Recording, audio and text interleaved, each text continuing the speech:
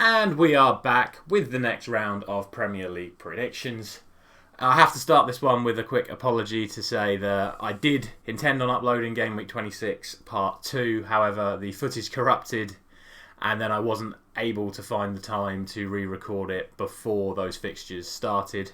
So if you did miss my predictions, I did put them in the comments of the previous video and I'm obviously going to go through them in this video as well. In addition to this, I am going to make a slight change to how I do things. I'm not going to do the game-by-game breakdown of the previous game week results. I'm just going to show my predictions, show what the real scores were, show how many points I got, and then move on, because obviously you are here to see the predictions, not the previous results. So without any further ado, let's get in to those game week 26 results. So this is what I predicted for the weekend games, and these were the results. All in all, a fairly good weekend for me.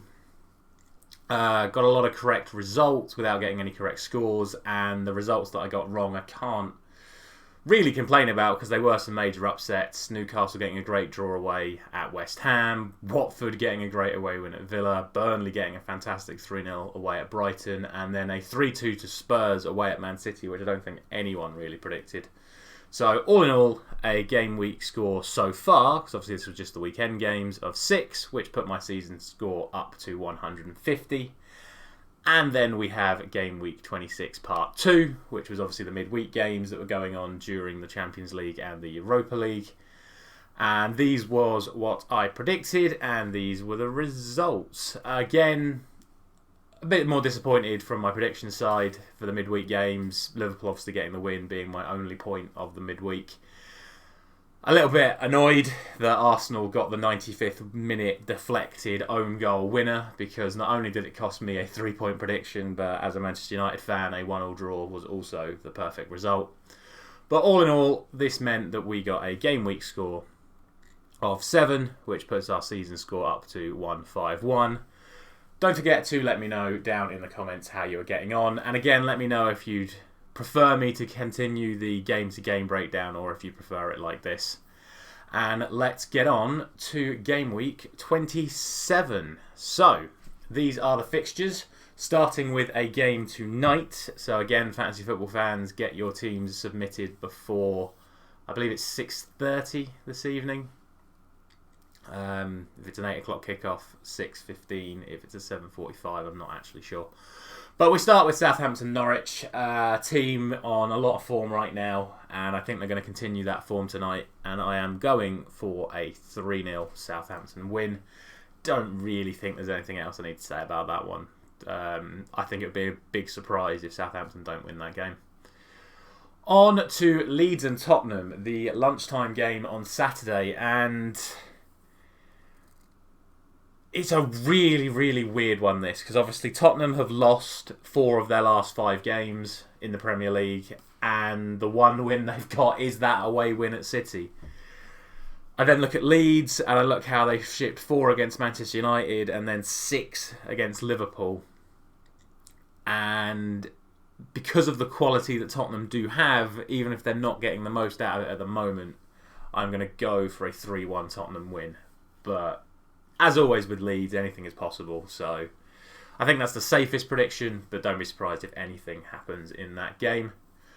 Moving on to the 3 o'clocks, only 4 3 o'clocks this week. We start with Brentford and Newcastle, and in my opinion, this is probably the toughest one to call. I think maybe Crystal Palace Burnley is pretty tough as well. I can't really split these two, so I'm not going to split these two. I'm going to go for a 2-2 draw. I think both sides are still pretty vulnerable defensively, but are also creating a fair few chances, and I think they have the means to hurt each other. So I think 2-2 is the best play. Well, it's the best place to put my 2-2 prediction for this week anyway. On to Brighton and Aston Villa. Now, here are 2 sides that are really out of form. Only 2 in 10 wins for Steven Gerrard at Aston Villa. And Brighton, off the back of all of their draws, are now losing games. So really, really, really interesting one, this. I'm going to edge it to Aston Villa, 2-1. But, you know, every time I do Brighton to not draw, they draw. So don't be surprised when that fixture does end in a draw. But I think right now, I think Aston Villa just have a little bit too much quality for Brighton. So that's why I'm going to go for that fixture like that. On to Crystal Palace and Burnley. Another one that I think is really tough to call, considering how well Burnley have been defending recently. But on the flip side, how well Crystal Palace have looked with, again, I mentioned it in the last video, the likes of Elise and Zaha and now Gallagher back in the team after not being able to play against Chelsea. They're a really dangerous team right now. So I am going to go for a 1-1 draw here. Yeah, again, really, really tough one, but I'm going to go for 1-1. On to Manchester United and Watford. I mean, I shouldn't be worried about this fixture, but right now I'm worried about every Manchester United fixture. We're starting to play better, but we're still struggling to put the ball in the net. And then Watford just went to Aston Villa and won 1-0. But then lost 4-1 at home to Crystal Palace. So it's like, what Watford team's going to turn up? And then, depending on what Watford team turns up, are Man United going to get the ball in the net anyway? Regardless, I have to go with what should happen, which is a comfortable Manchester United win. I'm going to go for 3-1. I still don't trust us to get clean sheets at the moment, especially with the form Maguire's in. I shouldn't single him out, but the last few goals you can probably pin on Maguire. Anyway, moving on, we have the Saturday evening game, which is Everton and Man City. Another interesting one. Obviously, Everton's fortunes are very mixed home and away since Frank Lampard took over. However, the Manchester City machine, I think, is just going to keep rolling on. And I'm going to go for a 4-1 win for Manchester City in this fixture. That might be a bit over the top, but you just have to look at the quality that Man City attack has, and then you look at the Everton defence and just think it's only going to take the one breach and then Everton are in massive trouble. So I don't... Yeah, I think 4-1's a fair prediction. Others may disagree.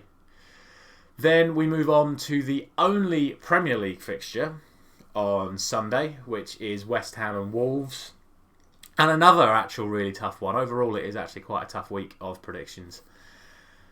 And I'm going to edge this one to Wolves. I think they've been playing so well recently. They've got themselves well in this top 4 fight. And I don't know, I just had this feeling on Wolves to beat West Ham.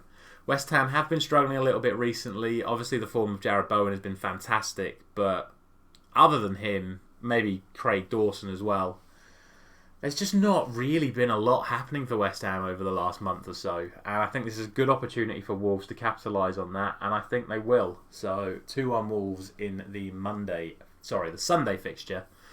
Then we have one bonus fixture on Tuesday. It is one of Burnley's many games in hand. And they will be playing against Leicester, who are, of course, not playing this weekend because their game had to be rearranged due to the Carabao Cup final.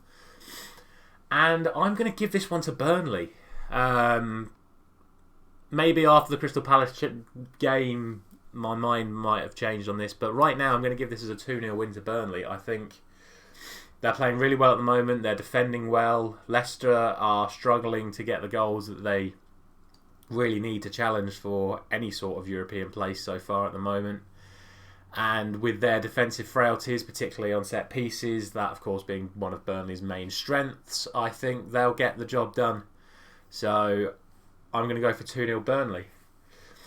Now, this is normally when I would sign off for the video. However, I am going to include a bonus prediction for this week, as I am going to include the Carabao Cup final, Chelsea against Liverpool. Now, I'm going to make this even more interesting, and it's my series, so I can do what I want. So I'm going to have 10 points available for this fixture. Normally, it's only 3. So I'm going to call triple points for the 90-minute prediction, because this game could go to extra time and penalties.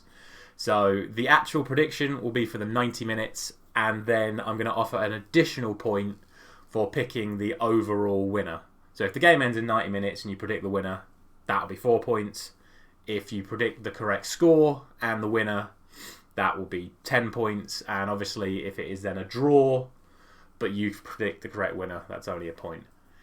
As for the game itself, Chelsea-Liverpool, realistically, on current form, Liverpool should win this game. However, firstly, I'm biased and I don't want Liverpool winning another trophy. And secondly, Chelsea are just a knockout football team right now. Obviously, they got to the final of the FA Cup and lost. They got to the Champions League final and won. They won the Club World Cup. They won the Super Cup. They've obviously got to the final of the Carabao Cup. They're still in the FA Cup. They're doing well in the Champions League. I don't know.